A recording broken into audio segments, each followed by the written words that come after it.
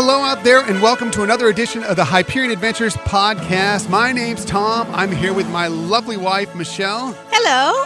It's so nice for you to join us again. Thank you for finding us, whether it be SoundCloud, Stitcher, iTunes, Google Play. We're just happy you joined us, and we're happy to have people out there listening, just like Jennifer, who found us on Facebook and said, "You guys kept me company on a long ride home from the beach today.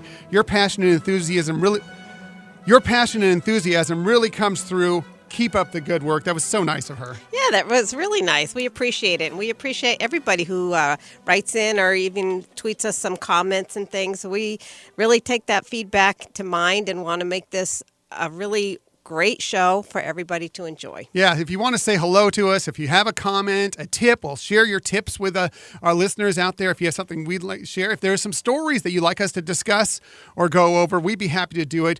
As Jennifer found us on Facebook and Instagram at Hyperion Adventures Podcast, on Twitter at Hyperion Podcast, and you can email us at hyperionadventurespodcast@gmail.com.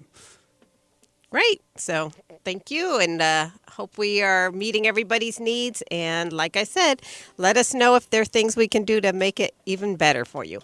So last week, our big story was going over our spoiler-free review of Ant-Man and the Wasp, which you finally got to see this week. Did. And I know what were your thoughts on it? It was great. You know, it's a really enjoyable film to see. I love a lot of the little kitschy kind of music and things that they put out there that are little nods to some blast from the past and stuff. So it was fun. It was just a fun movie. Although there were parts to it that you could see kind of show where they might link up in the future with the Avengers, possibly, or, and as I mentioned, kind of giving an explanation of how the Ant-Man was not at the last battle in Adventures. Yeah, the reason why he wasn't anywhere in Infinity War, they kind of explained that away. And you'll find that out if you've gone and seen it. We'd love to hear what you thought of it. If you haven't gone and seen it yet, go out, check it out. It's a pretty good movie. We really enjoyed it, and we think you'll like it too. Right. So onward to this week. We previewed this during the week. We are going to go over. We figure you people maybe are getting ready to go out. Maybe you're going to have your vacations coming up, whether it be this summer, whether it be this fall, next year, or whatever. And there's some of you out there, maybe Walt Disney World is the only place you've gone. You've never gone to Disneyland. Or maybe you're on the West Coast like we are, and you've only really gone to Disneyland. You never really experienced Walt Disney World. Well, we're here to share with you what's the same, what's different, and what you can expect out of both of those two resort areas, Disney resort areas. And so we thought that'd be a fun way for you to kind of know what to expect when you're going on your vacation coming up. Right, because again, what we want is that you have a great experience no matter which park you go to, and sometimes understanding the differences and how to navigate through things can really make your experience much more enjoyable. Absolutely. And so Michelle, originally coming from the East Coast, she has much more experience in Walt Disney World than I do. I've been there several times, but she has been there dozens and dozens of times. Whereas I was on the West Coast. I've been in Disneyland for the years. So how we're going to break this down is Michelle is going to go over and tell you what's different. If you know Disneyland, what you might expect if you go to Walt Disney World Resort. And when she's finished that up, I'm going to tell you the difference of if you're used to Walt Disney World Resort, what you might expect from the Disneyland Resort. So with that said, Michelle, take it away. All right. Well, there are similarities, obviously, and there's big differences. And I know we could spend a lot of time just talking about the elements of the abundance of space at Disney World compared to Disneyland. But wanted to be a little more creative and a little more helpful. So for today, I did my top 5 categories of differences. List. I love lists. I know. So starting with number 5. The dining differences. Okay. So you can make dining reservations at Disney World 6 months in advance. You can do that online. Whereas on Disneyland, I know it's 2 months. So that's a nice advantage. And obviously there's more table service restaurants that you can go to, and they've added alcohol to a lot more of their for those of you that are on the more of an adult trip, it's nice. It is nice. I mean, for even those of you with kids, sometimes you need a little bit. Right, exactly. For a long, long time, Disney World, like Disneyland, park had an alcohol-free experience, and the other parks, just like on the West Coast here, where California Adventure had alcohol, the other parks at Walt Disney World would serve alcohol, and now it's made its way into the Magic Kingdom. But just at a few places in the Magic Kingdom. Right. So, but the other dining difference is that they have a lot of great dinner packages and dessert packages for special viewing of fireworks and other shows. And I know that, again, there's things on the West Coast. I keep doing that. There's things on the West Coast that you can get, like for Fantasmic, etc. But Disney World, they have a lot more there. They have several dessert packages at different parks, whether it be at Epcot for Illuminations. They have the Star Wars Galactic Spectacular show at Disney's Hollywood Studios. They also have a pirate cruise that brings kids out to watch the fireworks from the water. Oh, and kids adults. Kids at heart. Yes. And so they also have the Highway in the Sky Monorail Dine Around, which is a 5-course progressive dinner package ending in a reserved location at the Contemporary Resort to watch the fireworks there. So I think that's a nice little extra that they have there. It gives you some really prime viewing for the fireworks and other similar shows. Wow, that's nice. And one thing about, you're talking about the dine around, one thing that people from the Disneyland Resort, and we can get into this more later, but if you only know the monorail is kind of a ride, it kind of gets you from downtown Disney into the park and back out to downtown Disney at Disneyland. Well, at Walt Disney World, the monorail is actually transportation to and from the parking lots or from hotels or from the transportation center to either Epcot or the Magic Kingdom. So it's not just a ride. I mean, you can enjoy it and have fun with it, but it really does get you around out there in those parks. Exactly. All right, moving on to number 4. Number 4 is free interactive games at the park. Ooh. So they're in several of the parks. They have these activities that kids can do, or adults. And it's really great ways to either get to know a park, get to see different sites in a park, or also just to have some time between fast passes as you're waiting for your next one to come up. So for Magic Kingdom, they have the Sorcerers of the Kingdom.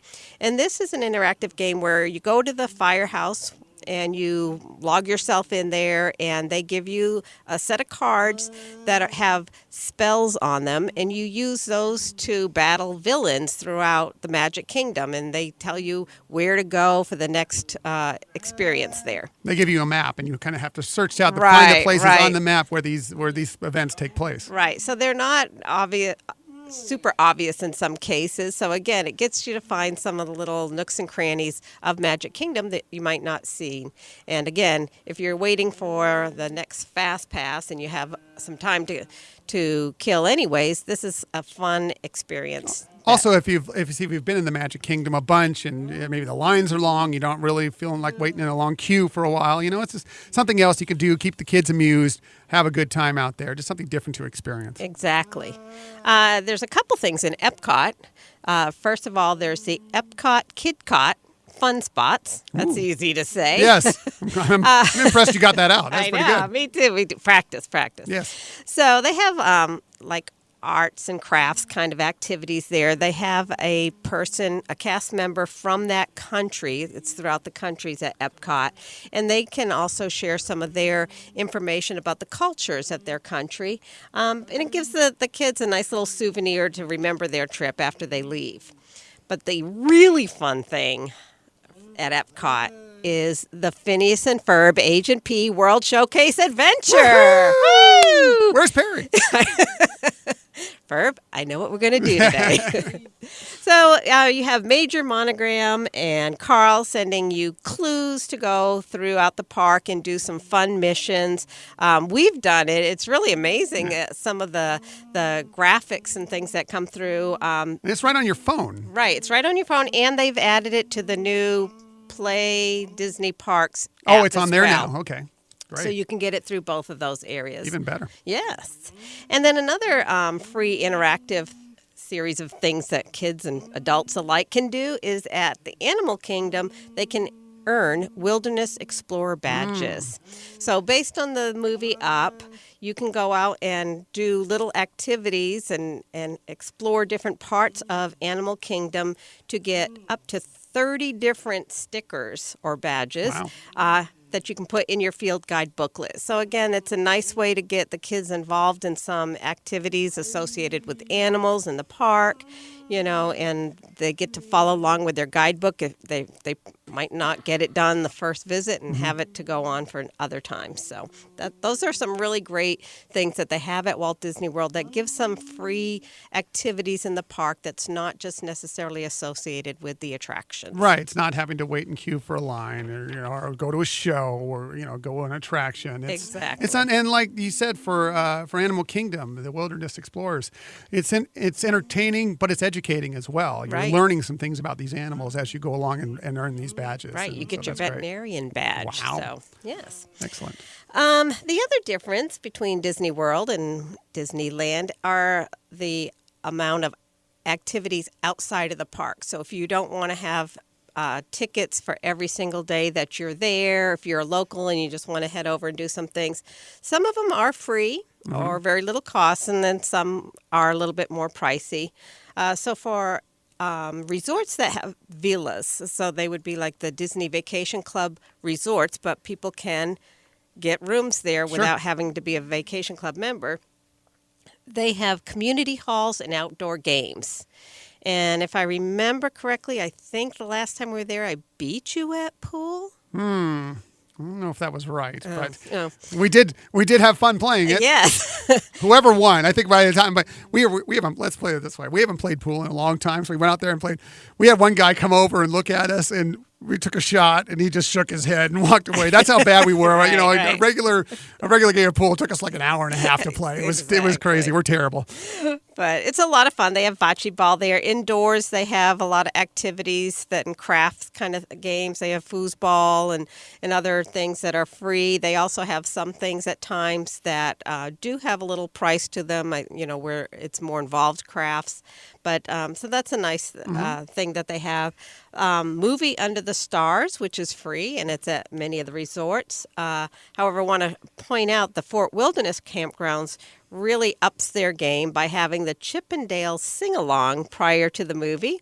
And there's a fire pit there for making s'mores, and it's just a great time to have there at the Fort Wilderness campground. And you don't have to be staying at the campgrounds to actually go and take part into their sing-along and their movie outside.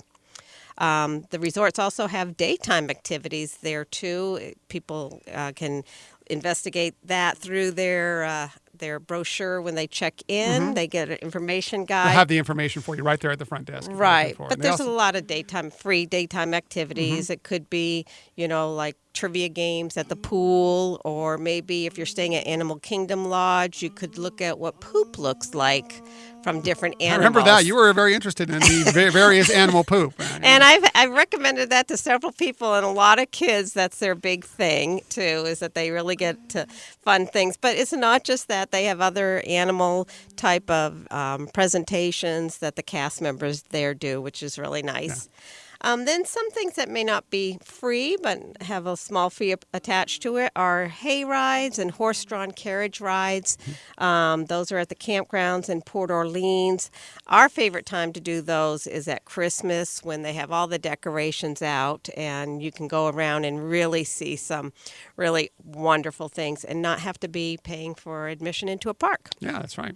It's great. And lastly, kind of summing a bunch of other things up together, these are more fee-based, is the miniature golf, regular golf, yes, horseback riding, archery, and tons of watercraft rentals. So a lot of information there in that, but just to really share with you that if you're going for an extended stay or and you don't want to go to the park every single day, or on your day of arrival, if it's later in the day and you don't want to use a park ticket for a partial day, then you do have some other options available at Disney World. Whether you're staying on property or not, you could access a lot of these. I've told our family and friends this many times that, yes, when you go there, you're probably going to visit the parks. I mean, that's pretty much why you go to Disney World. But you could have a great week at Walt Disney World and never enter a park. There's so much to do. The resorts are fabulous. I mean, just going from hotel to hotel, trying the food, you can have a great time out there and never enter a park if you want to. I mean, I don't know why you wouldn't want to, right, but you absolutely could. If that, or say, let's like you're going with some family members that aren't really into the parks, you could go to the parks and they could find stuff to do, whether it's golf, whether it's fishing, archery, tennis. There's so much to do out there at Walt Disney World. exactly. Okay, number 2 on our list is fast passes. Those work differently at Disney World. So differently. So differently. So one of the things that makes it different is that you can reserve up to 3 fast passes per day that you're going to be at the parks in advance for free. It has to be in the same park, so you would have to pick 3 that were in one park. Yeah, Magic Kingdom, right. Hollywood Studios, Epcot, whatever. Exactly. I mean, you can change it once you get there. You can change it anytime. You can modify these, but if it's really great to have, especially for those more popular attractions. Yes. And now that Toy Story Land is open, it's kind of a must if you really want to get on that ride to have a fast pass in advance. If you're staying on Disney properties, you can start making those reservations 60 days out before your trip. Otherwise, it's 30 days in advance that you can do those fast pass reservations. And then as you get to the parks and you utilize those fast passes, then you can add on more single times, whether you do it on the app, online, or they have kiosks throughout the park. And I've even had it where I've had the time expire for all 3 of my fast passes, and it let me do 3 fast passes on the day of. Oh, so, nice. you know, that's a great feature, and you know that, like I said, you are getting it for free to do that. And if you are going to do like some of the more popular, whether it be Flight of Passage in Pandora or whether it be the Slinky Dog Dash, you want to, like when your day becomes available, you want to get on there and get those fast passes right away because they will go quickly. Exactly. So when your day becomes available, get ready to pounce on those fast passes if you really want those. Right. And what's nice is Disney World will send you a reminder prompt as you're getting close to that time, or you can just do like I do, and I set a reminder on my calendar. Like 8 reminders. Yes. And the number 1 difference, magic bands. Woo! I love the magic I love the bands. magic bands. Oh, I love it. them. So what these are is the main purpose that I guess that it really originated is it's a way to unlock your hotel or resort room. And so it does have that information coded into it. And it's really exciting, you know, a couple weeks before your trip when you get those in the mail and you know your vacation, your trip to Disney World is about to happen. So that's really exciting. And you do get them free as part of having a hotel reservation, or if you're an annual pass holder, you get one. But otherwise, you can also purchase them. They have, at the Disney stores, they have a lot of designed bands that you can do, or you can bling your own, which we've done. Thank goodness for Pinterest. There you go. But they also serve a lot of other purposes, too. So, as I mentioned, they access your resort room. They also now, I wanted to point out, are adding that you can open your resort with your phone now, too, though. They've added that to the app. Either way, you can make your choice on that.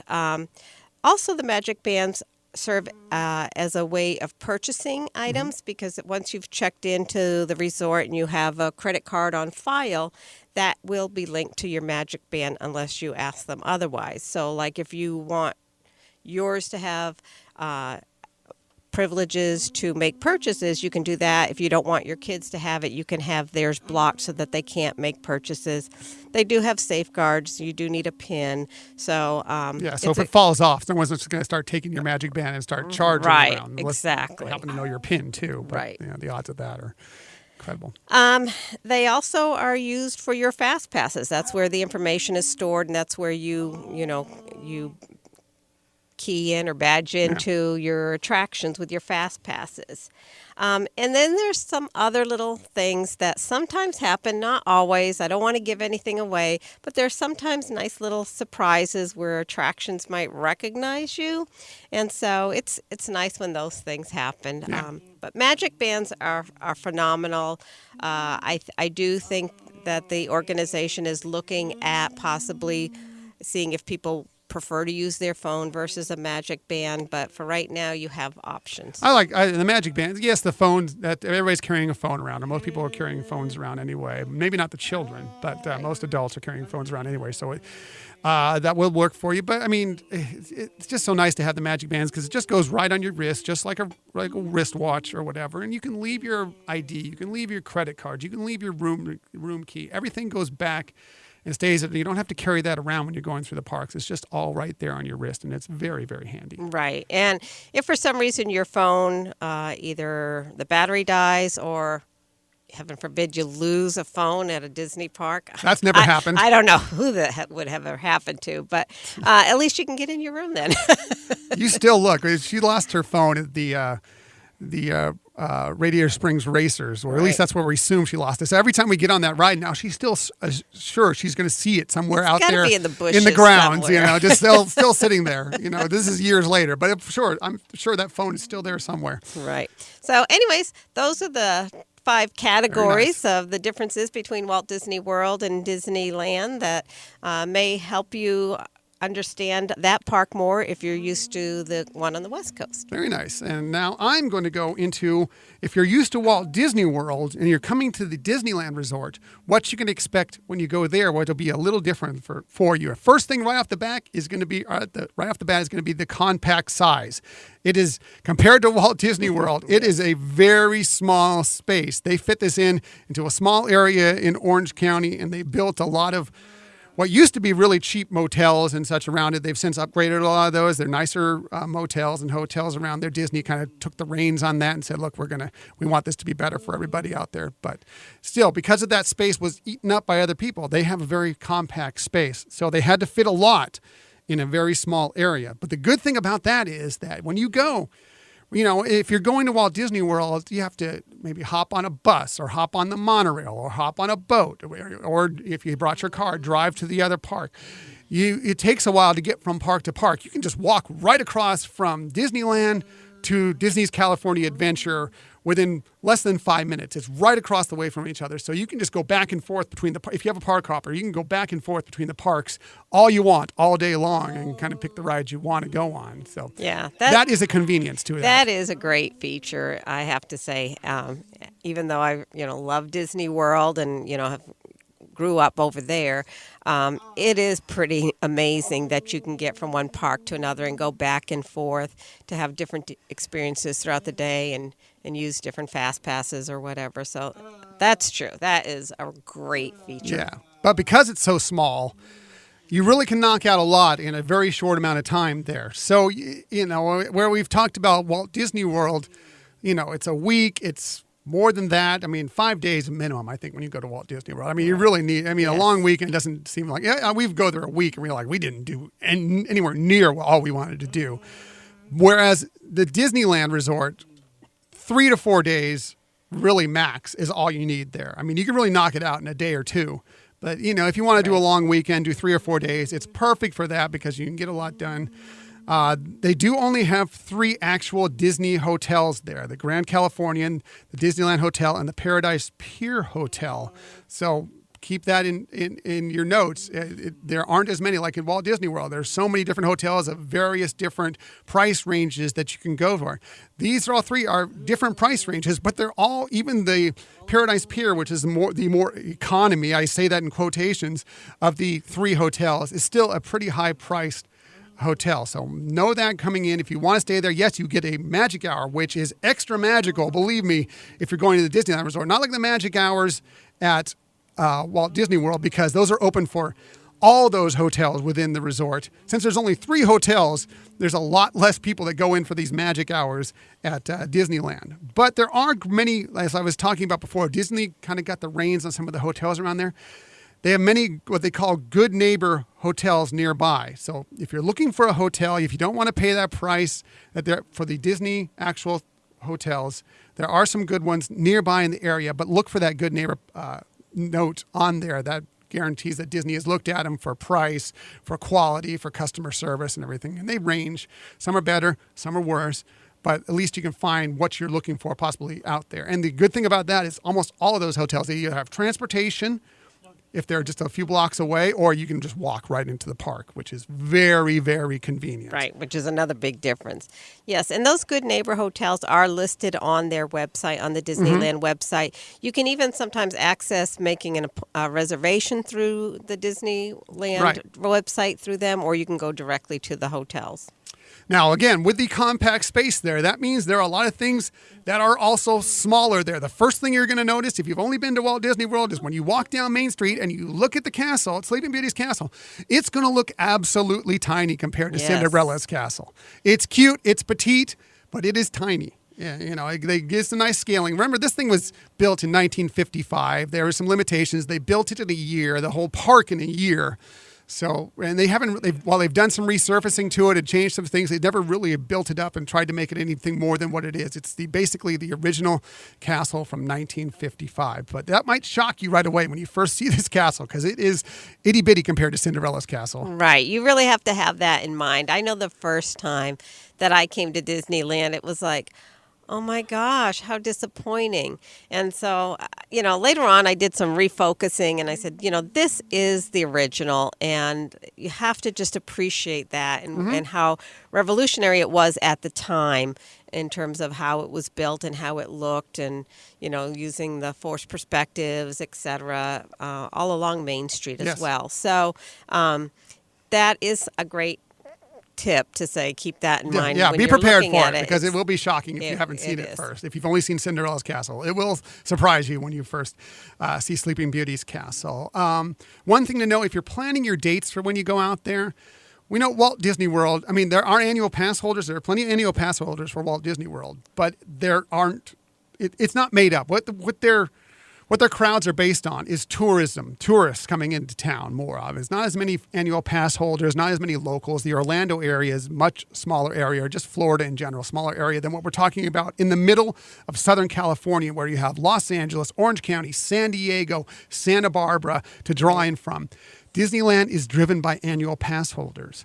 So days when the kids are off, or around holidays when all the annual passes don't have blackouts, can be very busy there, because that's when the people will go to the parks. Now, if you can find dates where many of the annual passes are blacked out, Saturdays in the summer are a lot of times really good for this. Right. It can be busy, because obviously there are still tourists there and there are people buying tickets that day, but it'll knock out about half the annual pass holders there, and that will free up that day. Sundays in the summer are terrible.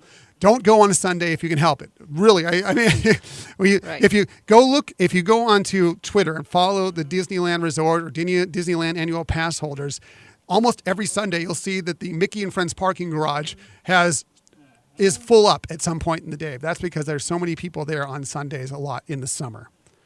Right. And, it's interesting that you said that, because this week I did get somebody ask me if we were to recommend to somebody whether to go to Disneyland during the week in the summer or a weekend in September, what would we recommend? I would actually, I always recommend weekdays. Weekdays are always better if you got it, but any time before about 5 or 6 o'clock, because after 5 or 6 o'clock, some of the people that get off of school or whatever will start coming to the park. What would you say? Well, I made it a complicated answer, obviously, but I did mention that as well, that weekdays are usually better, that before, the later in the day when people even coming off of work might just want to go in for a couple hours. I said the other thing that might be considered for the September weekend is, again, looking at, is it a blackout date for some or most of the annual passes? Sometimes they stretch into on a September, Saturday. yeah.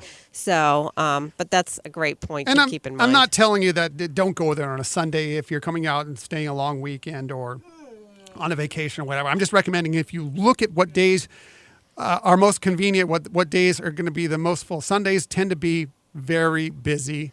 Saturdays tend to not be in the summer, but mostly look at the calendar. Look out the blackout dates for those annual passes. If you see the couple lowest ones blacked out, you're probably pretty good, and that day will be a fairly low crowd day. It'll always be a decent crowd there, and they're going to be working on some things coming up here as they're putting up Galaxy's Edge and doing some other things around the parks where they're going to start limiting some of these passes even more to kind of mitigate the crowds a little bit. So it'll be interesting to see where they go with that. Right. If you have flexibility, then look and see what would be a more advantageous day to go. If not, don't be discouraged. It's just looking at how you can best attack it, and some of the things would be like going very early in the morning, and then maybe when it gets to its peak in the afternoon, it's head out for a little while and then come back later in the evening if you have that option as well. So now it seems like I'm talking poorly about Disneyland. Don't get me wrong. I love Disneyland. Disneyland is great. It's Walt's original dream. And that's one of the great things about Disneyland. Yes, the castle is small,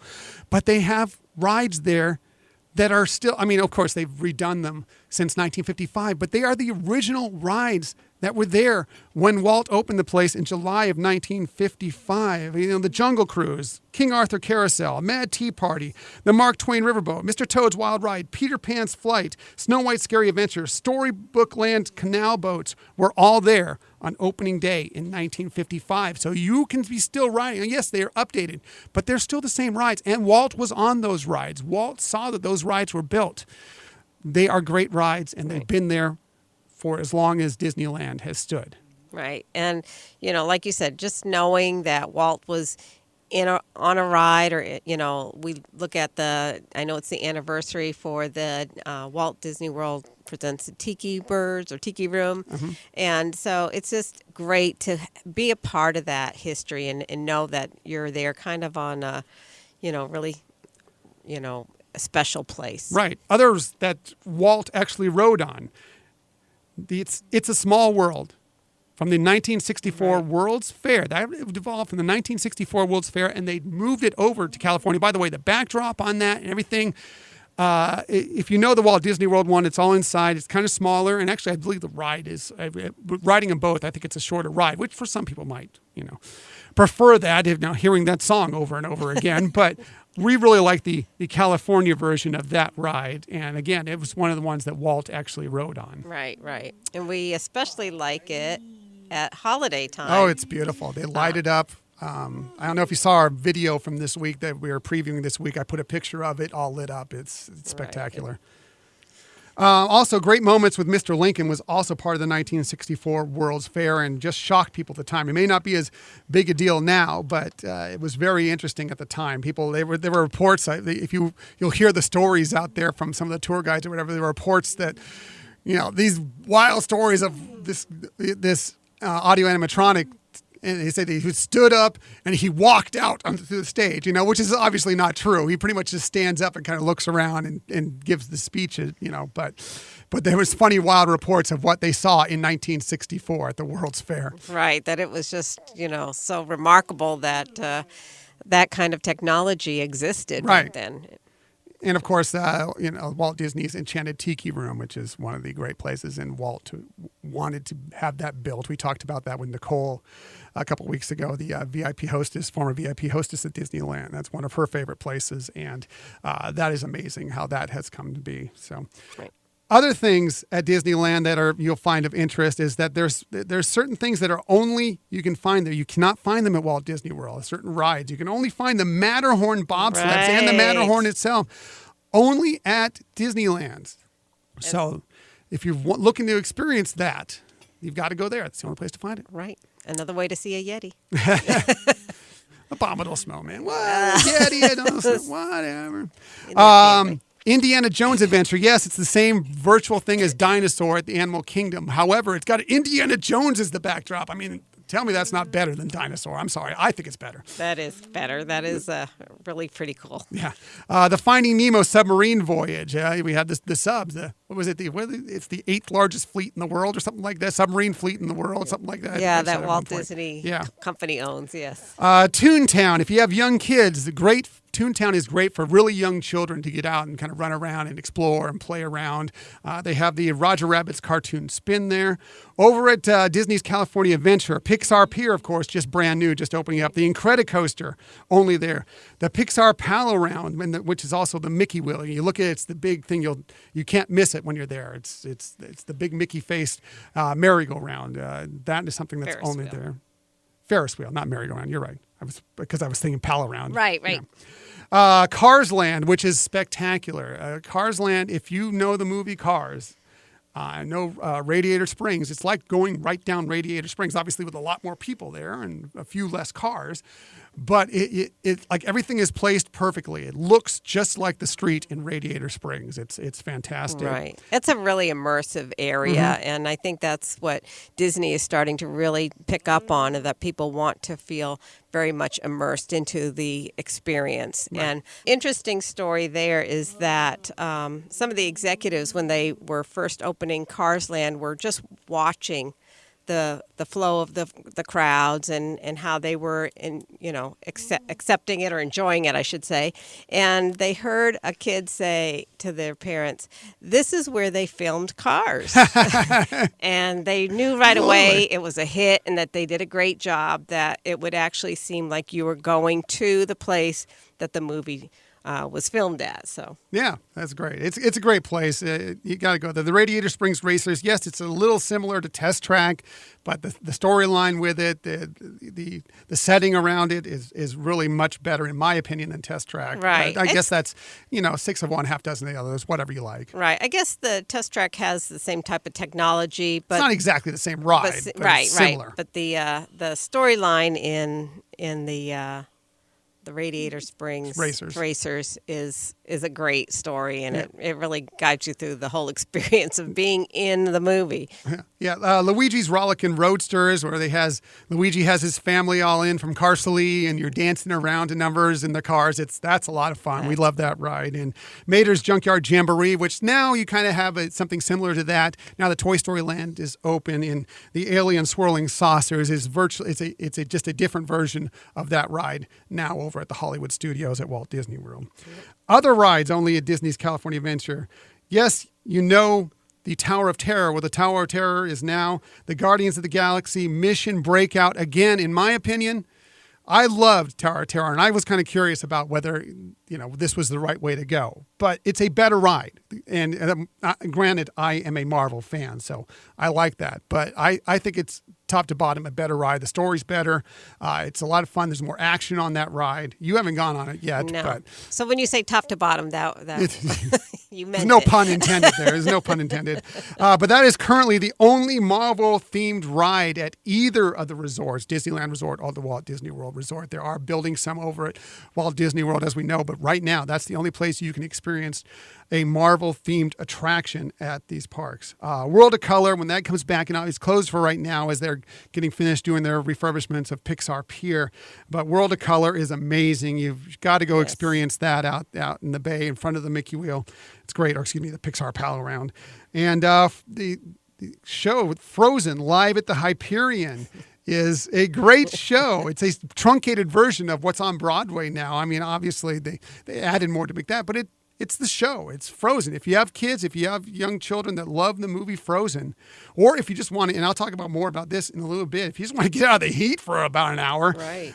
It's a great place. It's a great show. It's a lot of fun. It's all the songs, it's all the characters, it's great. Right. And it's a show, meaning like it's almost like a Broadway production, as right. you mentioned. It's not watching the movie or anything like that. It's a stage show. It's a stage show, and they really do a great job with, not only the cast that they've secured for that, but just the whole set design and how things go is just really impressive. Right. So that's it. That's what I think about the Disneyland Resort, the things that are different. I think both have their merit. Walt Disney World is Walt Disney World. I mean, it is crazy. It is really Walt Disney World. It is fantastic.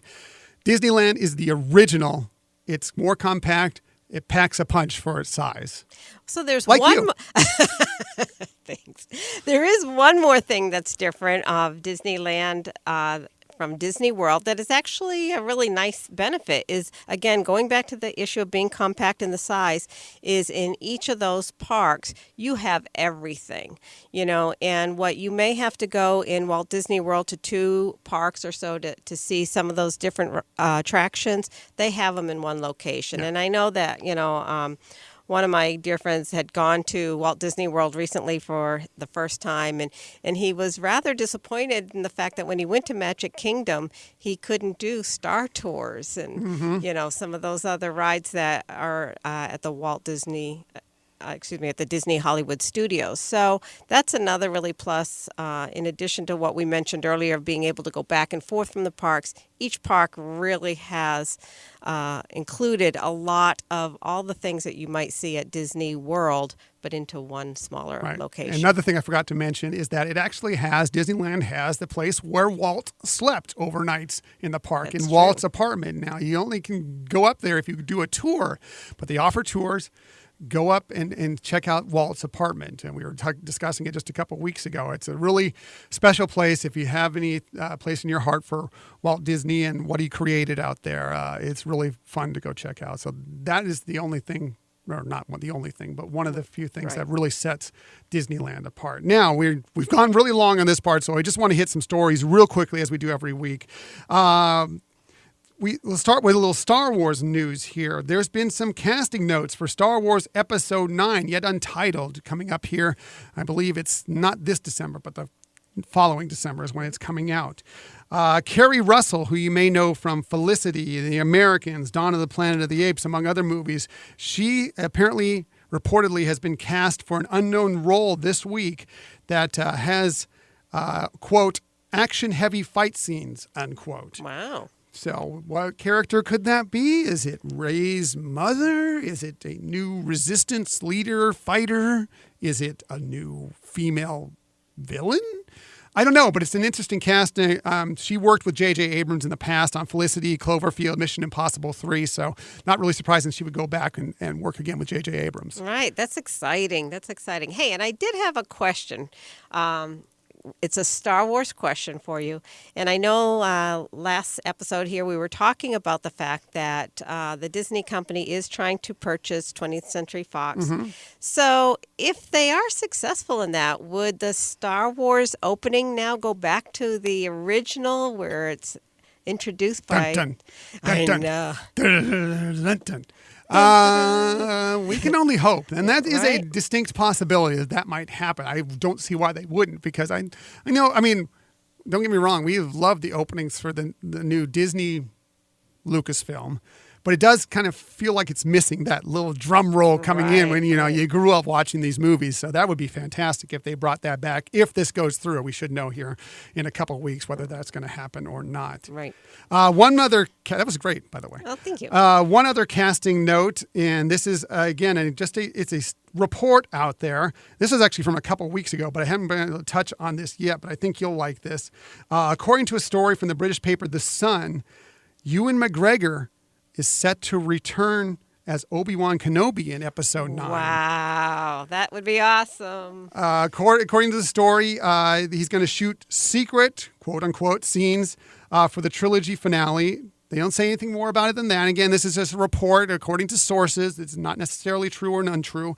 So what is it going to be? A Force ghost? Is it going to be a flashback scene? I don't know. I'm just happy because I love Ewan McGregor as Obi-Wan Kenobi. Right. I thought that was one of the bright spots of the prequel. The first 1 through 3 was his job kind of mimicking Alec Guinness in many ways as Obi-Wan Kenobi. So I love to see him more as Obi-Wan Kenobi. And you're right. He really did mimic. You could tell even as as you got closer to like Episode 3, his mannerisms, etc., and just kind of like some of the chuckling he would do. You could really see very much a flashback from the original Obi-Wan. Absolutely. One more Star Wars story out there. The proposed Star Wars themed hotel at Walt Disney World. It looks like it's progressing now. Disney filed permits with the state of Florida on July 2nd for the, quote, clearing, earthwork masquerading, and development, as well as the construction of a bridge over a nearby canal. Plans didn't say much about what it actually was, but they're calling it Project H is their secret name for this hotel. We don't know many more names about it. We don't know anything really about it. Here's how they described it. They say this first-of-its-kind resort will combine luxury with complete immersion into the authentic Star Wars story. Guest journey through space will start when everyone departs together for a multi-day Star Wars adventure by boarding a starship alive with characters and stories that unfold all around them during a voyage through the galaxy. At the resort, guests immediately become active citizens of the galaxy and can dress up in proper attire. Every resort window will also have a view into space. And the opportunity for immersion at the resort will also stand out among Disney resorts around the globe, as it will be connected seamlessly to Star Wars Galaxy's Edge at Disney's Hollywood Studios, allowing guests a total Star Wars experience. Take my money now. Yeah, hashtag sign me up. Yeah, I know it's going to be expensive because they've already talked about this is going to be a luxury place and it's going to be all immersive, but I'm going to splurge on it once. It sounds so great. Absolutely. As a Star Wars fan since '77, it sounds wonderful. And, and theoretically, you can go there for whatever. I think they were saying originally when we heard about this resort that it's going to be, basically based on 4-day stays or something along those lines.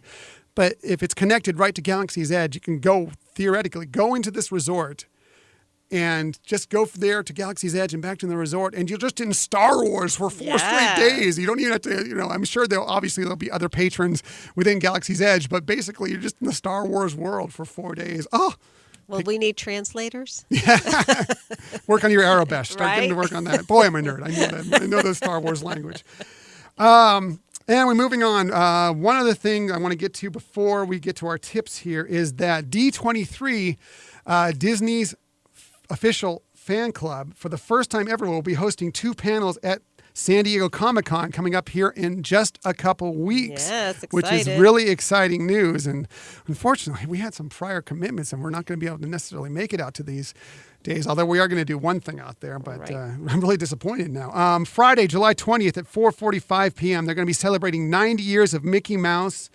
D23's Justin Arthur will host a panel including Brett Ewan, Becky Klein. Brett Ewan is a voice actor. Becky Klein is director of the Walt Disney Archives, and Mark Henn, master Disney animator, as they look at Mickey's roles in animated films and television shows through the years, the Magic Kingdoms and beyond. That sounds like a really fun panel. Yeah, that would be awesome. Also, Saturday, July 21st at 7:45 p.m., they're going to do 25 years of Tim Burton's Nightmare Before Christmas. I didn't realize 25 years of Nightmare Before Christmas. I know, that's so hard to believe.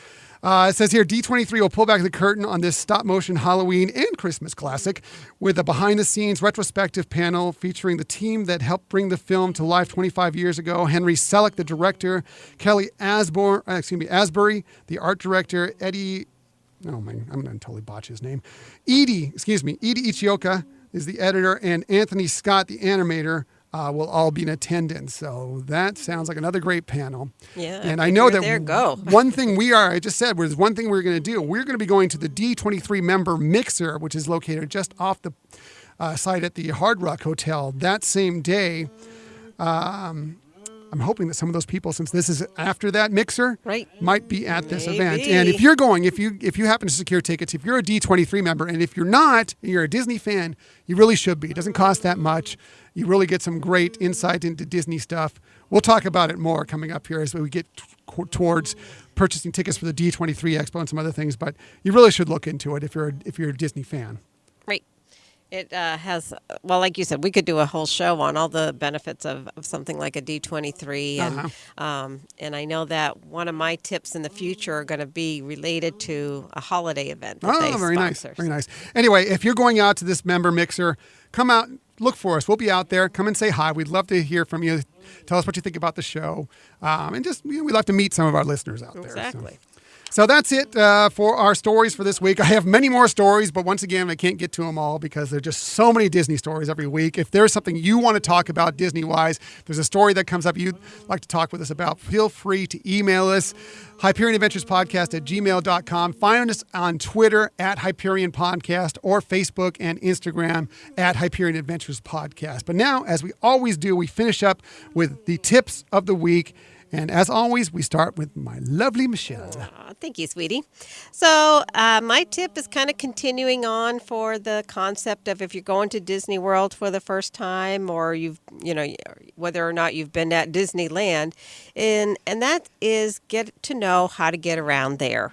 And I know that a lot of times for people who haven't been there before, they feel like it's really not very fast at all, and that could be true, especially if you're used to Disneyland and how you can walk around places pretty quickly to get here to and from.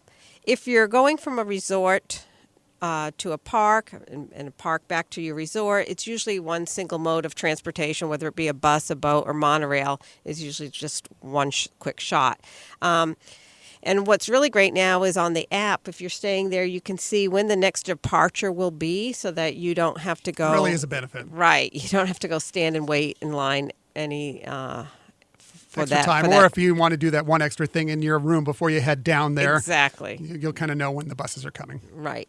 If you want to get from resort to resort, let's say you're leaving your resort and you want to meet up with some people at their resort, that you might have to take a couple forms of transportation. I mean, unless you're on the monorail resort loop where you could just take the monorail. Otherwise, you might have to actually take a transportation to a park and a park to the next resort. Or you can use Lyft or a minivan. Love the minivan. Minivan, which is also So a cute. Lyft product in that you are arranging transportation, but the van actually comes decked out as a Minnie Mouse theme. Polka dot. Right. So, again, if you're going to Disney World for the first time, you can look at these things at their website under transportation, but it's just getting a little bit familiar with how does that work so that if you're trying to go from one location, especially for like a dining reservation, you really want to make sure you're allowing for enough time in transportation to get you there. They tell you on your reservations a lot of times allow up to an hour or more, and that's pretty safe bet that you'll get there on time with a little spare buffer.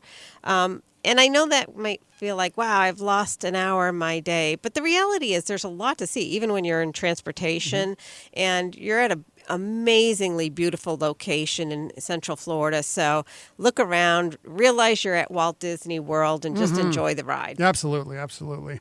That was a great tip. I you. love the transportation out at Walt Disney World. It really is convenient and handy to get from place to place to place. My tip this week, and I'm going to make it pretty quick here because we've gone really long on this show, but that's okay because hopefully you're listening to us because you like to listen to us, and we like being with you. Maybe Jennifer has another long ride. I hope it's a really long ride for this one. But anyway, what I'm going to talk about is, look, Friday, if you didn't see the news, if you're out somewhere else in the country or you're not in Southern California like we were, Friday was incredibly hot. It was bizarrely hot. It's crazy. hard. It's never that hot here. I mean, we're in Southern California. We live in Southern California, and we pay a lot to live in Southern California because the weather is usually pretty spectacular. Reportedly, and I just saw this, I haven't verified it, so if I'm wrong on this, I apologize. But on Friday, Disneyland Anaheim hit 113 degrees. That was reportedly the hottest day ever at any Disney park. Wow. Ever. Any of the Disney parks around the globe. That may be incorrect, but I just saw a report of that being possible. So there are ways, if you're going to go out in a park, and you're not going to run into 113 degrees, every day, but, you're going to run into the 90s, the high 80s. It can be warm. First thing, I'm going to reiterate what I said a couple weeks ago. Hydrate. Bring water in. Absolutely. Go find, if you go to a fountain drinks, you can get a free cup of water. There's water fountains everywhere. Nicole, who joined us the other day, pointed out that if you go to the first aid, they have the ice water there, which is even better. But stay hydrated out there. The other thing you can do, and this is whether it's, to get out for an hour, 15 minutes, 20 minutes, whatever, to get out of the heat and the sun every once in a while and cool down. There are places in these parks where you can do that. Go into Walt Disney's Enchanted Tiki Room with a Dole Whip. You're double cool there. It's like a 10-minute show with a Dole Whip. That's a good way to cool off. I just talked about great moments with Mr. Lincoln. Yes, okay, the show is whatever, but it's a nice way to get out of the heat for a little while and enjoy it. Other things like some of the shows, there's shows at Disneyland. I'm talking about Disneyland specifically right now. Storytelling at the Royal Theater with Mr. Smythe and Mr. Jones. Oh my God, that is awesome. It's outdoors, but it's undercover. You're in the shade, and it is one of the funniest and enjoyable shows you're ever going to see out there. That's about a 15, 20-minute show. Mickey's Magical, any of the shows, basically. Mickey's Magical Map, the stuff at Walt Disney World you can go to. Those are great ways to just kind of beat the heat for 15 minutes, 20 minutes, half an hour, whatever you want to do. In California Adventure, the Animation Academy, Turtle Talk with Crush, and the Sorcerer's Workshop are all in one kind of area there. It's a great place to go in, get out of the heat, and just kind of relax for a little bit, but still keep the young ones entertained, whether it be Turtle Talk, or learning to draw your favorite Disney character. The Sorcerer's Workshop kind of has some fun activities in there that they can do. And again, you're out of the sun, you're out of the heat, just cooling off for a little bit. Believe me, doing things like this will make your day that much better, because when everybody gets hot and tired and, like I said before, dehydrated, it starts to become a pretty tough day to make as you move on. So find your ways to beat the heat. And that's a great piece of information, too, or tip for people at Walt Disney World, too.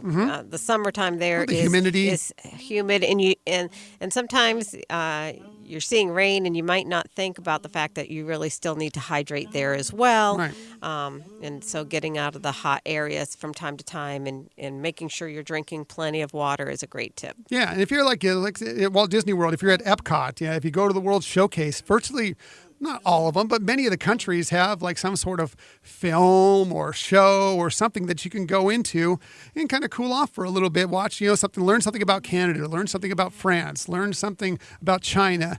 The American Pavilion has the Voices of Liberty, which is a fun show, and then there's things you can do to kind of get out. And Club Cool at Epcot, where you can go get free samples of soft drinks from around the world, which is also a nice way to cool down. But there's always something you can look for. Find a way to get out, and just 15 minutes at a time, 20 minutes at a time, just find parts through the day where you can cool off. And that way you'll just enjoy your day that much more. Exactly. And, and again, making sure that you're keeping tabs on the kids and the fact that they also need to be kept hydrated, and they may not be thinking to ask for water or anything, but have that readily available for them too. Because again, you're at a great place. We want everybody to be happy, everybody to be safe, and to really enjoy the magic of Disney. You're paying a lot of money to go. Let's face it. We know what it is. You're paying a lot of money to go out there and have a good time. Do everything you can to make it a good time. Have a great time at these parks. They're fun. Make sure you keep them fun, and there's just some simple little things you can do to make that easier on you. Great tip, Vic. Thank you. So that's it for this week. We've gone way long, but that's okay, because we love being with you. Next week, it'll probably be long too, but next week, Run Disney Races registration is starting to open up here just in a couple weeks. Nice. So next week, Michelle and I, we've told you in the past that we have gone from never running to recently running our first half marathon. And we're going to give you some tips after you register for these races and how you can train to kind of get set for those races. We'll tell you at least what worked for us. So if you want to hear what we have to say, what we did to go from nothing to running a half marathon, we'll be happy to share those with you next week. Right. And we'll also be able to reveal our secret story of our very first Run Disney experience. Our secret story. It's just so great. It's a fun and embarrassing story, but we love to share it with you because we love you all out there. So again, thanks for joining us. You found us today. If you're looking for us in the future, we're on SoundCloud, we're on Stitcher, we're on iTunes and Google Play, where you can subscribe to us. Also, if you like this show, there are places on there that you can give us a review. It really helps to draw in some other people out there that might want to listen to this show. Maybe they're not sure about it. Do I take the time to, it's almost an hour show today. Do I want to put an hour of my time out to this show? Give us a review and let people know what you think of the show. If you have anything you want to say to us, whether it be a story, whether it be something you want to discuss about the show, whether it be your own tip, we will gladly give you credit. Whether you just want to say hi, whatever, you can find us on social media, on Twitter at Hyperion Podcast, on Facebook and Instagram at Hyperion Adventures Podcast, on the web, HyperionAdventurespodcast.com, and of course you can email us at HyperionAdventurespodcast@gmail.com. So that's it for this week. Thank you so much for sticking out to an almost an hour show. We really appreciate you sharing that time with us, and we hope that you have another magical week.